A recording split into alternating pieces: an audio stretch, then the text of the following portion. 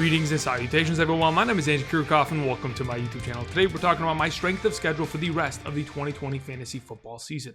Now, on today's episode, we're going to be talking about the strength of schedule going forward. There are 8 games remaining in the 2020 fantasy football season from weeks 9 through 16. I'll go ahead and break down the strength of schedule to kind of give you guys an extra perspective as to which players and which teams have the most advantageous matchups coming forward. Again, then we'll also talk about a couple players in which maybe perhaps they're either matchup proof or will have such a difficult strength of schedule that you might be wanting to maybe look elsewhere, trade, and make some move prior to the fantasy football playoffs. Now, before we begin, I want to thank you guys for your incredible support. We just recently surpassed 33,000 subscribers, so I cannot thank you guys enough. We are on to our next goal, 34K. So if you have not yet already, join the community, click that subscribe button. Again, we're making 2020 fantasy football content here on the daily for the entirety of the season. So for those of you who are interested, make sure you do that. Outside of that, we have timestamps down in the description of the video if you are looking for something specific. While you're down there, you can click the like button. I really do appreciate that. And you can join our Discord server. It is in the first line of the description. We're doing all things fantasy football there for those of you who are interested. All right, so let's go ahead and let's start talking about the rest of season strength of schedule, beginning with the running back position. As you can see to the left of me, many of you guys are familiar with what this graphic pretty much entails, because I talk about it every single week for the running back video, the wide receiver tight end video. It doesn't really matter, right? Because typically I always want to go ahead and take advantage of the potential matchup, especially when teams are giving up a lot of points to opposing running backs, for example. So as you can see to the left of me, the Green Bay Packers, as of right now, are giving up the most points to opposing running backs thus far this season on average in a half PPR scoring format. So on average, they're giving up 36.34 points per week.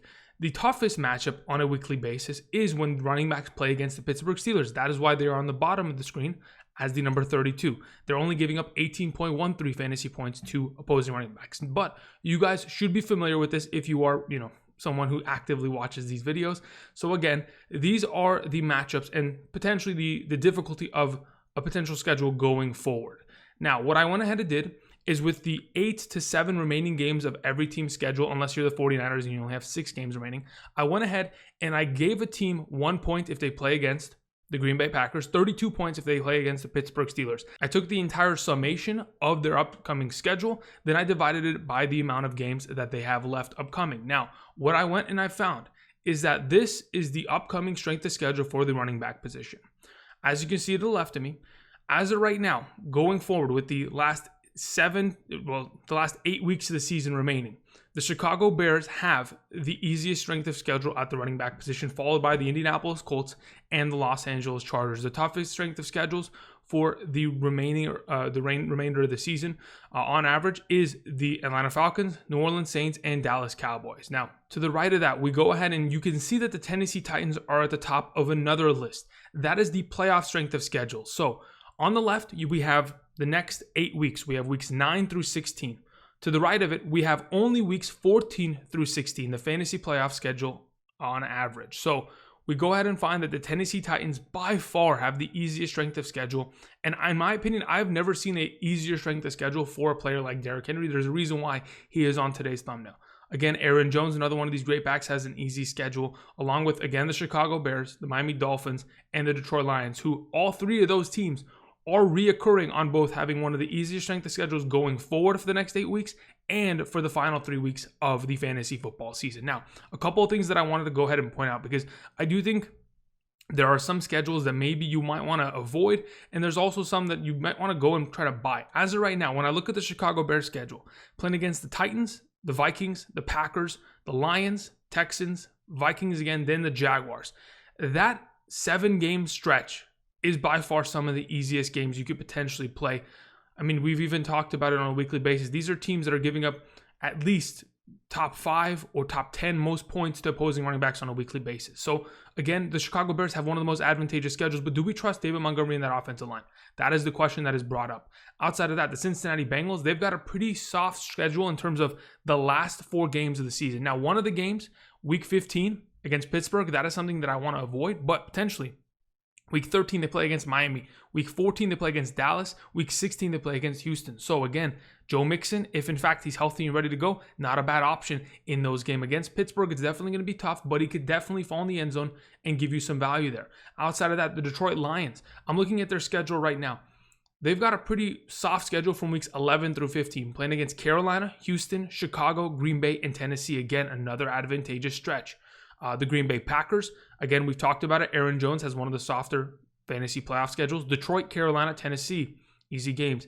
The Colts, who we've talked about earlier with Jonathan Taylor and his potential this year and the opportunity that he has from weeks 10 through 15. Tennessee, Green Bay, Tennessee, Houston, Las Vegas, Houston. These are such easy games for them. The Los Angeles Chargers, my goodness. Every single game on my list is green for them because they should be able to run through every single one of these teams. They just put 200 plus rushing yards on the Denver Broncos. They play against Las Vegas, Miami, the Jets, Buffalo, New England, Atlanta, Las Vegas again, then Denver again. That stretch of games, when Austin Eckler is back and ready to go, should be really nice. Now, another one of the easier strength of schedules, and the last one that I wanted to for sure mention is Derrick Henry and the Titans. They play against Jacksonville, Detroit, and Green Bay in their final 3 games of the season. They even play against Cleveland in week 13. Many of you guys remember week 1 of the 2019 season, Derrick Henry ran all over that Cleveland defense. He can once again do it this season. So again, the last 4 games of their schedule, pretty advantageous. Now, in terms of some of the matchups that you might want to go ahead and avoid per se, you look at the Minnesota Vikings schedule. They're tied for the toughest fantasy playoff schedule as they take on the Tampa Bay Buccaneers, the Chicago Bears, and the New Orleans Saints. Those are definitely 3 tough matchups. But the thing that I will say is that without a doubt in my mind, Dalvin Cook is matchup proof. It does not matter what defense he plays against. This offense is built to run the ball, and really it hasn't really slowed down this season. Even when they've played against tougher teams like the Indianapolis Colts, even when they played against the New Orleans Saints last season in the first round of the playoffs, Dalvin Cook was able to run for 96 yards and 2 rushing touchdowns, get himself involved in the passing game. It does not matter. I think a player like Dalvin Cook is absolutely matchup proof. When you look at the New Orleans Saints having one of the tougher schedules going forward, it doesn't matter for Alvin Kamara. Because of his ability in the passing game and his upside for touchdown down to the goal line, his value is always going to stay consistent. And even when I look at their upcoming schedule, sure, they have to take on the Tampa Bay Buccaneers, in which, he really doesn't run well against on a consistent basis. And some of these other matchups, playing against the San Francisco 49ers, that's a tough one. But outside of that, Atlanta twice, you get to play against Minnesota, Kansas City, Denver, Philadelphia. These aren't the tougher matchups that are going to, completely make me avoid a running back as such. Because again, I think a lot of the top tier running backs are matchup proof. I'm just talking about guys that maybe you want to invest in, like a Derrick Henry, like an Aaron Jones, potentially Austin Eckler because he's out for right now, that you can maybe go and buy. Even guys like Nick Chubb coming back next week. I'm looking at the Cleveland Browns schedule. When you look at what they have in the back end, right now, once they come off the bye, Houston, Jacksonville, Tennessee, and then they have the Giants and the Jets. Those 5 games in the next 7 games are beautiful. Just throwing it out there, keeping an eye on it. Those are things that I want to definitely take advantage of. Now, in terms of the wide receiver position, now we can move on from running backs, looking at the strength of schedule again. If, in fact, you play against the Seattle Seahawks, I gave you 1 point. If you play against the Washington football team, you get 32 points. You add up all 7 to 8 games. You go ahead and divide the summation by the total games that are left, find the average, and we go ahead and we find that the easiest strength of schedule this upcoming season is for the Chicago Bears, rest of season, for the next 8 weeks. Again, this is another thing that we continue to see. The Chicago Bears have one of the easiest strength of schedules, and this shouldn't be something uncommon. We've talked about this even prior to the season starting. They had one of the easiest strength of schedules because the NFC North isn't one of these teams or one of these divisions with one of the better defenses. In fact, they have the best defense in that division, and everyone else, the Detroit Lions, the Green Bay Packers, and the Minnesota Vikings, have all heavily struggled in terms of secondary and defensively just stopping anything in general. So again, Allen Robinson, best of luck to you for the rest of the season. You should be in a pretty good spot. Now, outside of them, of course, we have the Philadelphia Eagles, Baltimore Ravens. These are teams that also, in terms of the fantasy playoff schedule on the right, kind of show up.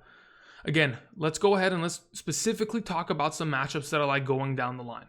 The Baltimore Ravens have a very, very good strength of schedule at the wide receiver position. In fact, as soon as you get to week 13, that is when their schedule opens up for pretty much any position, whether it's quarterback, tight end, running back, or wide receiver. They play against Dallas, Cleveland, Jacksonville, and the Giants. That in itself, my goodness, one of the easiest stretches. The Chicago Bears, why is their stretch such an easy approach? As of right now, the last 4 games of their schedule: Detroit, Houston, Minnesota, Jacksonville. Another easy slate.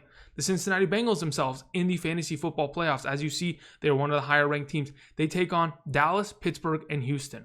The Cleveland Browns, again, I think their entire schedule going forward in terms of the passing game should be pretty advantageous. Houston, Philadelphia, Jacksonville, Tennessee, the New York Giants, and the Jets. We talked about them again with Nick Chubb a little bit earlier. The Green Bay Packers, again, playing against Detroit, Carolina, Tennessee. With the way that Aaron Rodgers is playing right now, I think there's a potential that Allen Lazard could really step up as a number 2 option going forward at the wide receiver position. Patrick Mahomes has a very advantageous playoff schedule. So every single piece in that offense is definitely going to benefit to it, especially the wide receiver position. If in fact Sammy Watkins can come back healthy, they play against Miami, New Orleans, and Atlanta in the final 3 games. Those 3 contests should be one-sided affairs where they're just lighting up those defenses because those secondaries really can't keep up. Outside of that, the New Orleans Saints, they've got a pretty soft strength of schedule. I think Michael Thomas, if he is healthy and ready to go, playing the Atlanta Falcons twice in 3 weeks, playing against Denver, Philadelphia, Kansas City, these are not games that we should definitely shy away from. I think these are games that we want to invest in, and this is why Michael Thomas is such a great option going forward. The last couple of things I wanted to mention, Tampa Bay, the final 3 games of the season are the easiest by far. I mean, Minnesota, Atlanta, and Detroit. Minnesota does not have a secondary. They haven't had one all year long. Same thing with the Atlanta Falcons. Same thing with the Detroit Lions. These guys have been hurt. They've had inexperienced players, and they've been continuing to rotate, bring up guys from the practice squad and try to get them, game ready. They haven't been. And by the time the Tampa Bay Buccaneers get to week 14, 15, and 16, with Antonio Brown fully going, Chris Godwin healthy, Mike Evans healthy, they're going to be lighting up secondaries on a weekly basis, and it's something to keep an eye on. In terms of one of the tougher strength of schedules, you will see, and you probably have already noticed, that the Seattle Seahawks somehow, some way, have the toughest strength of schedule at the wide receiver position for the 8 remaining games of the fantasy football season. Now, don't let this alarm you and scare you. I think, similar to the way I talked about Dalvin Cook at the running back position, the Seattle Seahawks wide receivers, DK Metcalf and Tyler Lockett in specific, are matchup proof. It does not matter what they play against. I still think they're going to produce very well. Playing against Buffalo this week, sure, that's maybe one of the tougher matchups around the National Football League, but they are also beat up. You play against the Rams, in which Russell Wilson always plays well against. Another divisional matchup against Arizona. You get the Philadelphia secondary, the Giants secondary, the Jets secondary, playing against Washington football team, and then the Rams again. I still think that these are very good matchups for them, and the way that Russell Wilson's playing in this offense has really been productive this season.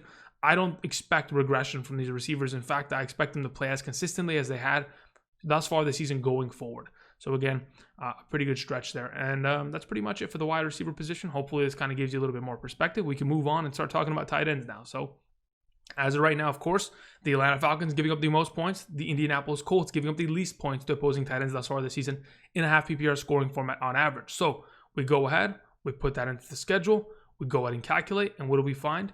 As of right now, the Pittsburgh Steelers have the easier strength of schedule at the tight end position, followed by the Cleveland Browns, San Francisco 49ers, Giants, and the Seahawks. Now, here is the issue with the tight end position, the one that I continue to find. As I've looked at this and I've looked at the strength of schedule going forward, I don't really believe wholeheartedly that this is going to determine the success of a tight end. The tight end position is such a stingy position. Without consistent targets, receptions that leads to yards, or a touchdown accompanied by, a couple catches here and there, you are not going to find a consistent tight end play with the strength of schedule. Sure, sometimes we go ahead and we look at a schedule and we think, my goodness, the Cincinnati Bengals have given up 8 touchdowns in the last 6 weeks to tight ends. That should be great. Jonnu Smith doesn't do anything that following week, right?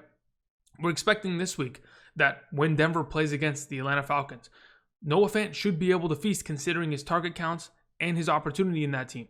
If he ends up putting up a dud performance, that's just the tight end position, right? There's a lot of inconsistencies there. So the only thing that I wanted to specifically mention as we look at this list, sure, the Chicago Bears, of course, they have one of the easier strength of schedules around the board, especially in the fantasy playoffs. But when I look at it, right, Eric Ebron hasn't been consistent all year. Austin Hooper does come back. Maybe you should pick up and get him ready.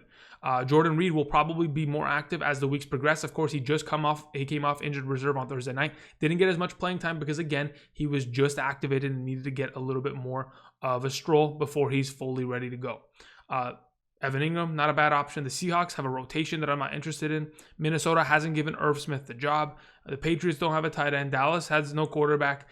The Saints, not a bad option. The Falcons, not a bad option. Denver, Tampa Bay, those are teams that I like.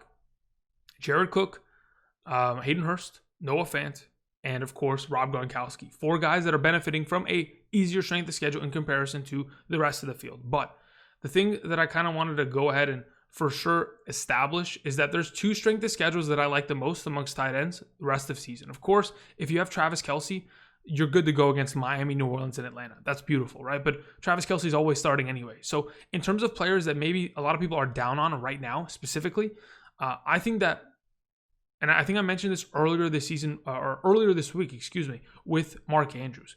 The Baltimore Ravens, in the next coming games, have a little bit of a tougher schedule. Playing against Indianapolis, New England, and Pittsburgh in 3 out of the next 4 games. That is definitely a tough slate for Mark Andrews. If you can go ahead, if you own Mark Andrews, survive through that if you possibly can. But the thing that I wanted to point out first and foremost is as soon as you get past that, the 3 out of those next 4 games in the stretch, getting to week 13 is going to lead to, Mark Andrews 20-point weeks every single week into the fantasy playoff, playing against Dallas, Cleveland, Jacksonville, and the Giants. Those 4 games in the fantasy football playoffs are getting there. My goodness, I mean, you can't ask for anything more, especially from a tight end in the top tier. That in itself, just a really advantageous stretch of games. Even when I look at like Darren Waller playing against Atlanta, the Jets, the Los Angeles Chargers, and Miami Dolphins in 4 out of the last 5 games of the season. Not a bad stretch at all. But one of the other games or one of the other stretches that I really like is the Philadelphia Eagles in the fantasy football playoffs. I know many people are a little bit upset about what exactly Dallas Goedert produced this past week. Again, only putting up, 2 points? Richard Rodgers disappeared. It's a little concerning, but it's mainly because, again, he just returned off of the injured reserve and wasn't going to be tested as much. Again, they wanted him to block more, get himself a little bit warmed up. They didn't need him to win against Dallas. But his upcoming games, the Giants, Cleveland, Seattle, Green Bay, but my 3 favorites specifically, New Orleans, Arizona, and Dallas in the fantasy football playoffs. Again, those 3 in my eyes seem like an automatic play and should be a guy that you could potentially buy for relatively cheap considering of the performance he just came off of. Okay, we move on to the quarterback position, and we close out really quickly here with finding that, of course, Seattle gives up the most points. Indianapolis gives up the fewest points. We put that in, we calculate it, and we find that as of right now, Chicago Bears, again, are leading the pack in terms of their strength of schedule going forward. Does this mean go pick up Nick Foles? Absolutely not. I'm not 100% certain that I can trust Nick Foles on a weekly basis.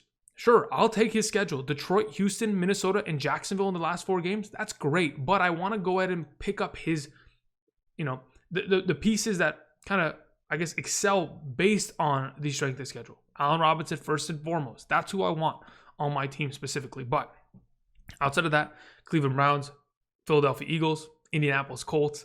These are really easy schedules in the back half of the season.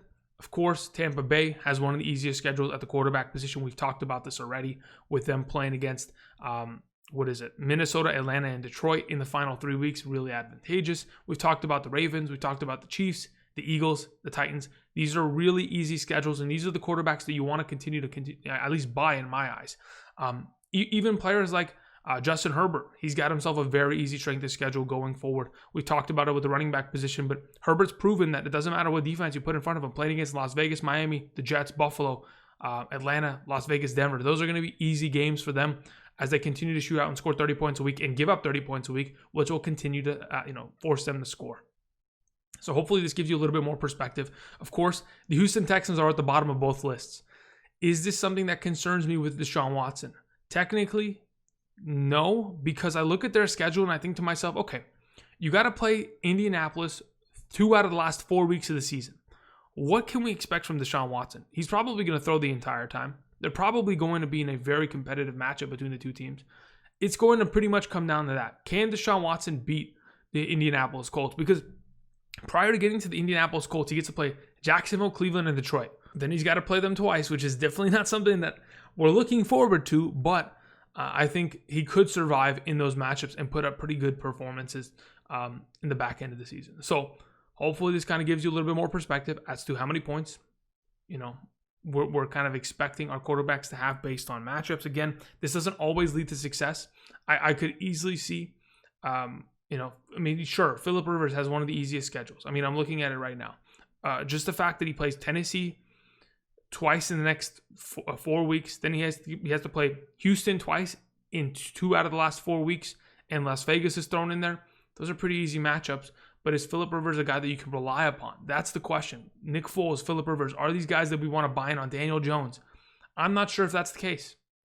I'd rather have my Lamar Jackson, my Tom Brady, my Carson Wentz, my Ryan Tannehill, my Justin Herbert, rather than take a risk on some of these guys. Sure, you can maybe roster these guys as your second quarterback on the stretch, and maybe if in fact your guy starts to fumble a little bit and go in the wrong direction, you have some way to patch your lineup and fix it going forward. So I throw that out as a suggestion. The last thing I wanted to mention is defenses that you can potentially pick up for the final stretch of games, okay? There's 3 defenses that, just combing through the schedule in terms of weeks 14, 15, and 16, I like these 3 defenses more than just about anybody. Baltimore, for sure. Playing against Cleveland, Jacksonville, and the New York Giants. I'll take that any day of the week. I think Baltimore wins people championships this season based on their defense and what they're going to do in the final 3 weeks of the season. On top of that, the Cleveland Browns. In the final 2 weeks of the season, they play against the Giants and the Jets. I think that in itself is a fantastic setup of games.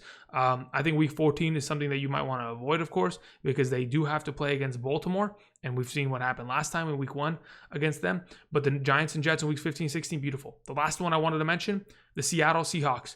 If the Seattle Seahawks can turn their defense around, Jamal Adams coming back, and Carlos Dunlap getting added as a defensive pass rusher and really elevating this team. Again, Carlos Dunlap, another guy that really is good against stopping the run. I looked at his PFF grades last year, was definitely consistent in that entire field for the Cincinnati Bengals. But that being said, they play against the New York Jets, the Washington football team, and the LA Rams in the final 3 games of the season. The final game against the LA Rams could be a competitive one, but playing against the Jets and the Washington football team should be a one-sided affair where the Seattle Seahawks can succeed, and their defense, again, has all season been forcing turnovers, can do it once again in the final weeks. So we throw that out there. Thank you, everybody, for watching. Those are pretty much everything in terms of strength of schedule for the rest of the season from weeks 9 through 16, and of course, highlighting weeks 14 through 16 for the fantasy football playoffs. Thank you, everybody, for watching. If you haven't yet already and you like today's video, click the like button down below. And while you're at it, subscribe to the channel. We are on our way to 34,000 subscribers. So if you have not yet already, click that button. I'd really do appreciate that. Outside of that, join the Discord community server down in the description of the video. And that is all. Tomorrow, 8 a.m. to 10 a.m. Pacific Standard Time, kickoff with Kirchhoff. We'll go ahead and talk about lineups, setting lineups, players, rankings prior to kickoff for the first 2 hours of the morning. Thank you, everybody, for watching. Until tomorrow morning, I'll see you guys. Peace.